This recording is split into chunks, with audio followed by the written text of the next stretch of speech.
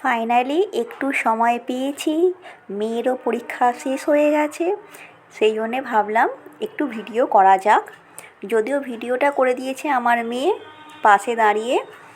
আর কালকে বানিয়েছিলাম একটু নতুন গুড়ের পাটালি দিয়ে সিমুই। এবার সিমুইয়ের যদি রেসিপি বাঙালিদেরকে তো আর বলতে হবে না, এটা তো আর কিছু নতুন কিছু নয়। মানে আমি যদি এখন সিমুইয়ের রেসিপি দিতে যাই তাহলে লোকে আমাকে হাসাহাসি করবে যাকে বলে। তো আপনারা সবাই জানেন বাড়িতে কীরমভাবে সিমুই লোকে করে, বা আপনারা হয়তো আমার থেকেও বেশি ভালো করেন।